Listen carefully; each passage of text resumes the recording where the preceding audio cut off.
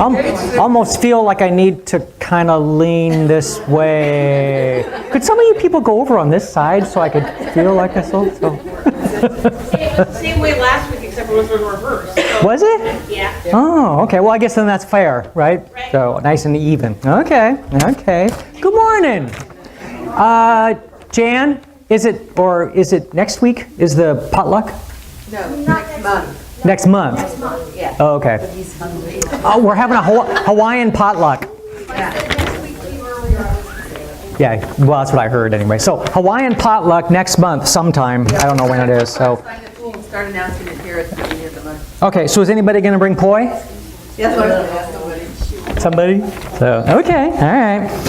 Actually, there's not a whole lot going on at church this week, other than National Gregarious Grandma's Day, National Cousins Day, National Hot Fudge Sunday Day, and most importantly, National Milk Chocolate Day.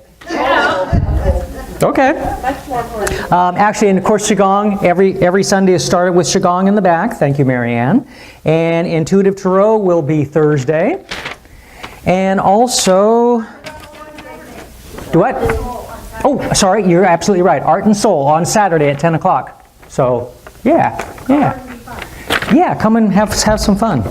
The summer dialogue meetings here at the church on Wednesday this week will be discussion with focus on how our emotions affect our physical body.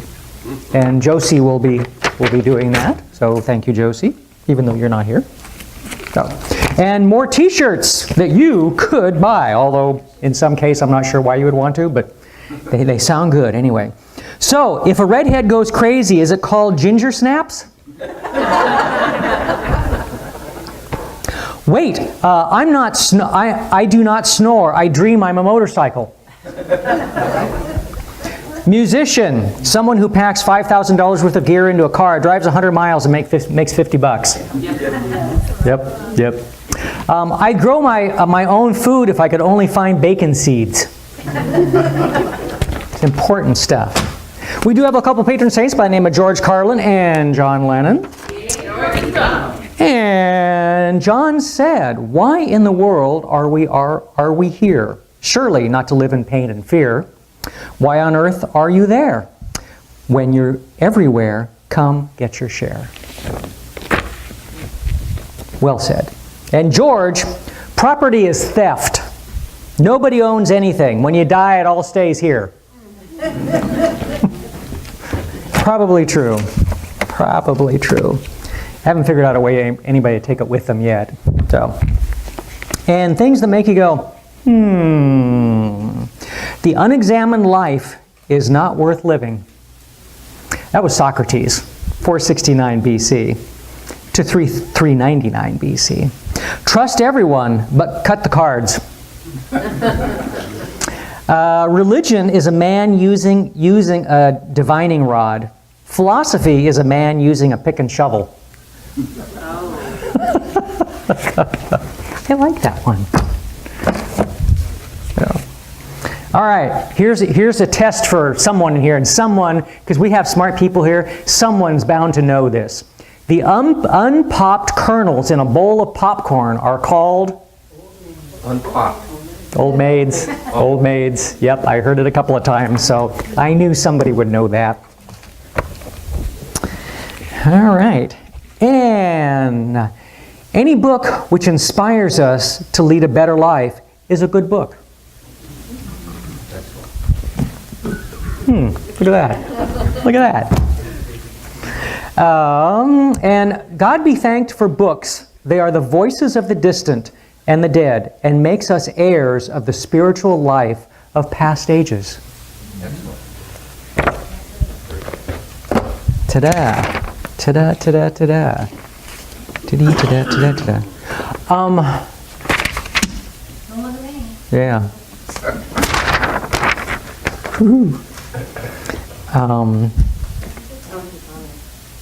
Well, I was looking, because I saw Daryl, and I remembered drum making. Right. Did you want to talk about that at all? Sure, I would love to. Okay. Nice to see you. Hi, Lori. Nice to see you, too. And if you ever wanted to have a drum, next Sunday is the day to do that. So, it'll be here at the church at 1 o'clock. So I go get a bite to eat and then come back.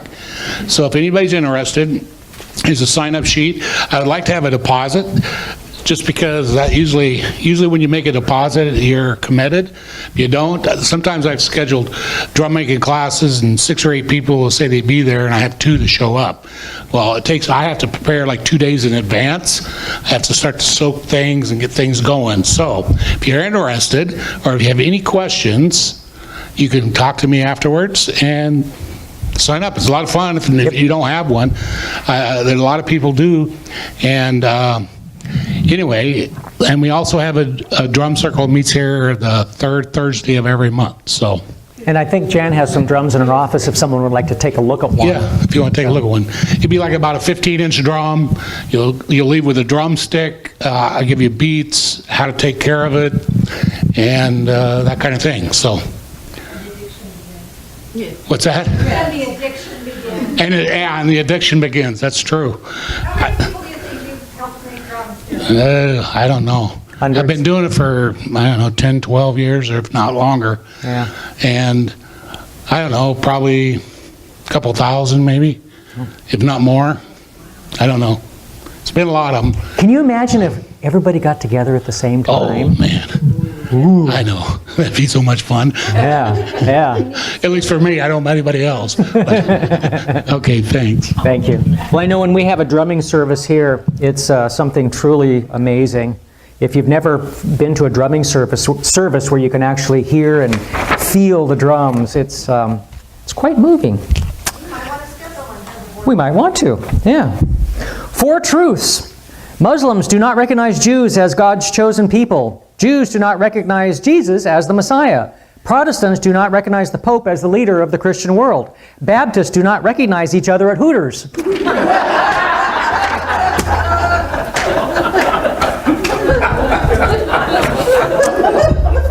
That's bound to get me in trouble somewhere.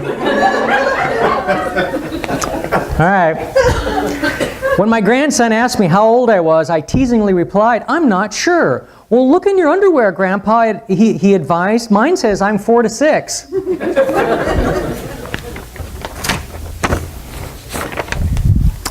Oh, I did that one. Okay. I don't know, I should have ended with the Hooters thing, but oh well. Oh well. Have you heard of the Air Force's ultra-high secret security secret super base in Nevada known as Area 51? Well, late one afternoon, the Air Force folks out at Area 51 were very surprised to see a Cessna landing at their secret base. They immediately impounded the aircraft, hauled the pilot into the interrogation room. The pilot's story was that he took off from Las Vegas, got lost, spotted the base, just was about to run out of gas. The Air Force started a full FBI background check on the pilot and held him overnight for the investigation. By the next day, they were finally convinced that the pilot really was lost and wasn't a spy. They gassed up his airplane, gave him a terrifying "you did not see this base" briefing, complete with threats of spending the rest of his life in prison, told him Las Vegas was that way and such a heading, and sent him on his way. The next day, to the total disbelief of the Air Force, the same Cessna showed up again. Once again, the MPs surrounded the plane, only this time there were 2 people in the plane. The same pilot jumped out and said, "Do anything you want to me, but my wife is in the plane and you have to tell her where I was last night."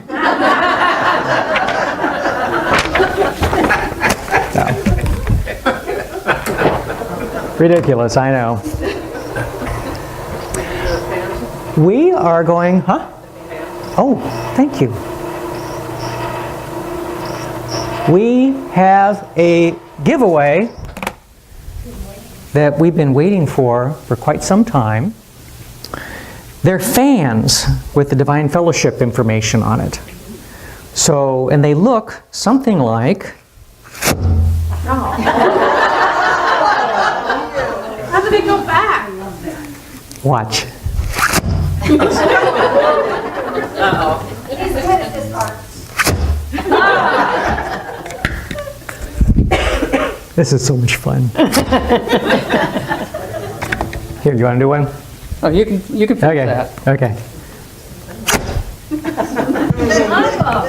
And yeah, no, they just twist and go back in. I actually figured out how to do all 5 of them. So if I can figure it out, I know you can figure it out how to put them back. So.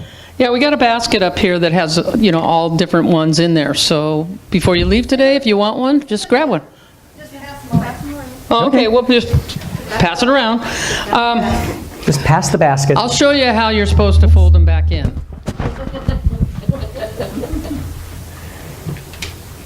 Twist. You gotta get it just right. You have to get an extra twist in there. Cram it into each other and fold it in. Just goes right back in. Now there is a little notch on the other side that if you stick it in there, I would suggest holding it like this, and I usually keep my thumb on the wire a little bit so it doesn't do it. If you keep it out like that, you can, but I think eventually you're going to break it off. So support it a little bit doing it that way. Now, he was talking about Area 51. I've got a little story on that. My brother was staying at an hotel there at the airport, McLaren Airport in Las Vegas. And he was looking out his window. He's got a great big old window looking out, and he sees this one plane that's away from your normal runway and all that kind of stuff. And pretty soon he sees coming out of the terminal or whatever, just a group of people in suits and briefcases walking to this plane. It was going to Area 51. So, that's where they all meet, because there's no place near Area 51, so Las Vegas is the hub. And every morning, 7 o'clock in the morning, they're loading this plane and flying over to Area 51. But anyway. But it doesn't exist. No, it doesn't. So there's 5 different kinds here, so pick out the one you want. If the one that you want isn't really in there, I do have extra ones in the back room, so see me afterwards and we'll try and find the one you want. Thank you. I am going to set this song up because this is one of those songs that it's a fun song. I mean, it's got a really nice story to it, if you will, and a purpose. But there are a couple of words and phrases and ideas in there that we can't figure out how to get out. So you'll see them if you see them, but that's okay. It's still a fun song. What song is that, right? All the way over to Seattle yesterday, Jan and I were listening to the song over and over and over again, trying to get something that was going to work well for it as far as the words. So that one actually worked out pretty well. We must have been in the right place at the right time. And the reason for that song is because I get to admit to you that I've been wrong. I was in the wrong place in my mind.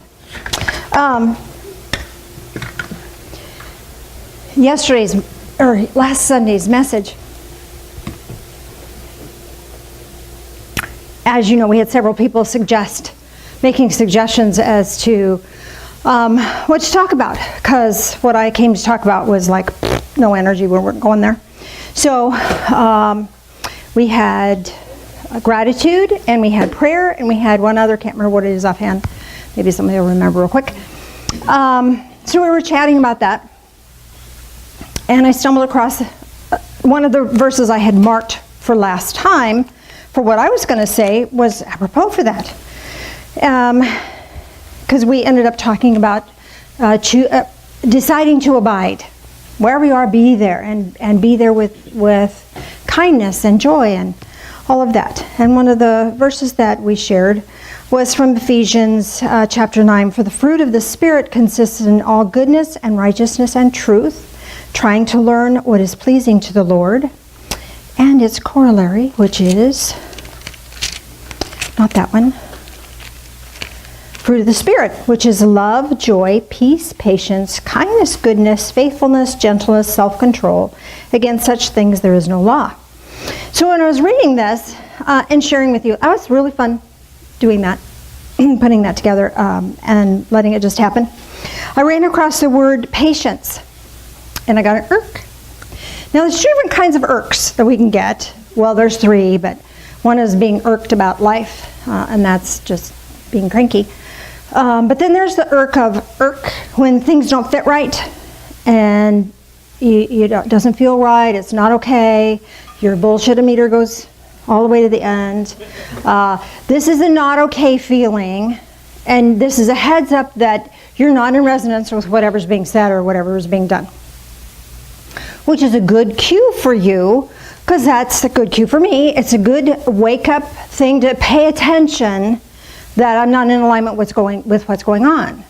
Now the good news is you get to look at that. That's a wake-up notion, a wake-up nudge to say pay attention. Because back in Hebrews, it says that solid food is for the mature, who because of practice have their senses trained to discern good and evil. Sometimes we're so used to negativity that somebody is positive and it doesn't feel right. So when you get an irk, it's time to pay attention and see, does it fit for me? And if it doesn't fit for me, is it not fitting for me because I'm not in alignment with truth, or because it's not true for me, I'm not in alignment with that at all?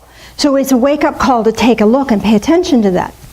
Well, the irk that I got was on the word patience. And it was a little different. And this was, look, you might want to look at this some more. There's more information here for you. So, go home last week. Pardon me. And I'm sitting with the book and thinking, okay, so what happened with patience? What do I need to know about patience? Well, I realized that my definition of patience was offline, was incorrect. My idea of patience until last week was this. It's the agonizing struggle to endure for an endless amount of time outside of one's own control or efforts. That was my definition of patience. And you may have even heard me say, oh, don't pray for patience, because you'll get it. You'll get this agonizing opportunity to endure. I was wrong. I was wrong. That's not what patience is at all. Patience, I have come to learn after pondering this week, is the ability to abide with what is with grace and peace. So it's not, when you pray for patience, it doesn't set you up to have some terrible thing to happen that you have to endure. It's not endurance. Certainly it helps you endure. But patience is this beautiful moment of being able to just be with whatever is happening, without having to judge it, without having to change it, without having to fix it, without having to fix somebody else. You can just be. How beautiful is that? And all these years I've chased away, I've run from patience. I'm still a little reluctant to pray for it.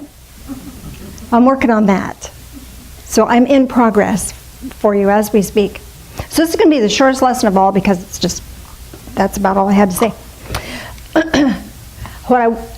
But what I want you to know about all of that is that it's really important for you to question everyone, even your leaders, even people you admire, respect, and appreciate. Question everything and pay attention to when you get that irk. Because that irk is either saying there's something more here for you to look at, or it's saying you're not in alignment with this. Take a look at that. And if you're not in alignment with it, is it because it just doesn't fit for you and you can like this person and not agree with them? Or is it that you're off balance about something? It's an opportunity to take a look.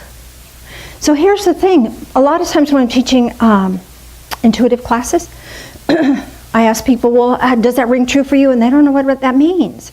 This is your ring truer. And what's really funny is that you can have a ring true about things and it doesn't register in a big way. Like I could say the sky is blue and you go, okay, whatever. I could say the sky is green, you go, okay, whatever. You don't care. You don't care what I think about that. But if it's important to you, your ring true is going to be stronger. And the more you access and utilize your ring truer, the more your discernment activates. And that discernment is powerful. It keeps you safe. It keeps you in alignment with your own truth. Because if we're not able to honor that ring true, then we're busy doing what other people expect or what other people want us to do. And when we get caught up in doing what other people want us to do, what happens to our own life force energy? We get drained. We get drained. So this ring true is really important, and it's really important to have it trained. It's not just a natural thing. It may feel really natural to make everybody else's world okay, but that may not be in alignment with truth with a big T. It may feel really good to always do what that other person wants you to do, but that may not be in alignment with the big truth. And if we're not paying attention to the inner ring true, then we give ourselves away. We give away our life force energy. Now, there's nothing wrong with giving. I think giving is a great thing. Giving is great fun. Have you ever given a gift and I just love that. That's one of my favorite things in the world, is to give something. I think it's a hoot. At the same time, when we're always giving, we're not giving the other person an opportunity to give to us. We're cheating them out of a fun thing. So pay attention to this ring true, and also keep it on guard. Is that really true? Ask, is that really true? And ask it again, is that really true? Because if it's not really true, it'll tell you. And it usually is really subtle. It's just a little... Unless you're keep doing the same thing over and over and over again, and then sometimes you'll get a big thunk on the back of your head. And then it's like, oh, you're right, I need to pay attention to that. And sometimes that thunk looks like an illness. Sometimes that thunk looks like no matter what you do, seems like you're in the wrong place at the right time, nothing's working. That's a good thunk, but to take a look. Take a look at what's going on. Take a look at what you're doing. Take a look at what you're choosing for yourself. It's all about choice. The moment we decide we don't have any choice, the moment we are no longer in alignment with truth. Because the truth is, the big truth here, the big T truth here is this, that we have choice. We've always been given choice. That's what separates us from animal kind. Is they run by instinct. We have the power of choice. We can choose. And we have the ability to discern good from evil. And we can train ourselves to understand and perceive that even more clearly. But we get caught up in expectations and what we think it should look like and how we should do and all that sort of thing. And we shut that discernment down. We shut it up. Until we get all spun up about something, or until we get all frustrated about something, and then we can take a look at it. And sometimes those external situations are the beautiful opportunities to take a new look. To take a new look. Wouldn't it be lovely to be able to just abide with what is, with grace and peace, all the time? Wouldn't that be wonderful? I might be able to hold that for a few minutes. But you know, that's okay, because in a few minutes I can make a new choice. And in a few minutes after that, I can make another new choice. Whether I choose to be upset about something or I choose to be at peace about something, that's my choice. I don't have to be, I don't have to fit into that endurance mode. And certainly there are things that come in our life that are not fun and that just take time to move through, like doing your taxes. That's something we just have to endure through. We can't run away from, right? We don't have to do that, right? That's why we take our papers to the CPA and let them struggle through all that stuff. There's options. We have a choice. So what are you facing in your life right now? Whatever you're facing in your life right now, are you enduring it? Or can you bring a truth into that will grant you this sweet ability to abide in it and do your part. Just do what you can. You know, one of my favorite verses in the Bible was, she did what she could. I want that on my gravestone, by the way. Phil, remember this. She did what she could. That's on my gravestone. And that's all that we need to do, is just what we can, and what you can right now. And what you can't do, we can let go of that. We don't have to carry that. We don't have to endure the hardship of that. Most of the hardship that we endure is up here, not really with what the situation is. We want the situation to be different. We don't want to have to deal with that. Okay, I get that. There's some things that we just don't want to do.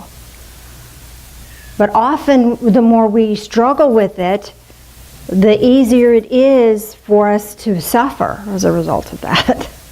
And if we're going to endure it anyway, if we're going to experience it anyway, wouldn't it be nice to do it without suffering? My brother and I have been doing the Sedona method thing. Did anybody do the free Sedona method stuff? Got one? Couple? We're going to do next month, we're going to do a little session here at church about anxiety, clearing anxiety. So that'll be fun. Anxiety is fun? Well, it will be. So what I want to bring to your awareness here is this power of ring true. And your power of your ring true, that's yours and yours alone. No one else can give it to you. No one else can activate it for you. It's yours. It's your choice to awaken it and activate it and live by it. And when you live by your ring true, a life awakens to you. Life manifests for you. It's funny, talking about manifesting. Phil has this manifesting thing down pretty good. He just puts it out there. He's awesome. And once he puts it out there, lo and behold, it shows up. We were in the car, like we said, we were driving to Seattle and wanted to find a connector so that we could play what was on my phone on the car radio. And so we need one of those connector thingies. I don't know what they're called. So sure as heck, we're walking out and just happened to pass some booth, and he had a brand new one laying right there for what, $5, something like. Car show. It was a car show. Just, it had nothing to do with what this electronic thing was. So, but there it was. Yeah, sure it was. What made that guy decide to bring that piece of gear with him, who knows? But that's how manifesting works. You just put it out there. And the clearer you are inside, the faster that manifestation is. And when we get all hung up in what we think it should be like, or what we think other people should be like, and we aren't trusting in this ring true, the more we push that away. So this patience, back to patience. Patience isn't this quantity or quality of suffering. I used to think it was. I was wrong. Patience isn't about suffering. Patience is having joy and peace and grace in life. Because life's going to happen whether we have a good attitude about it or not. And wouldn't it be more fun to have a good attitude even when things are tough? Because there's some people in this room who are going through some tough stuff right now. Aren't you? You don't have to nod your head. I know who you are. And wouldn't it be lovely to have this support system internally? And it's yours. It's yours. And you can pray for that. Gently, carefully. Pray for that. And don't listen to me. If I say don't pray for patience, don't listen to that. Listen to your own ring true. If patience is something that you would like to have, pray for that. Pray for that. Bring it in. Bring it in. So question everything. I think that's why we like George Carlin so much, because he's such a jerk. But he questions everything, doesn't take anything at face value. And that's why we have honored him over the years. So don't take anything at face value. Don't even take your own ring true at face value. Question everything. Question everything. It's in the act of questioning that we access this divine connection that amplifies and purifies and blesses our lives in lots of different ways. So with that said, I'd like to take you on a guided meditation. And our guided meditation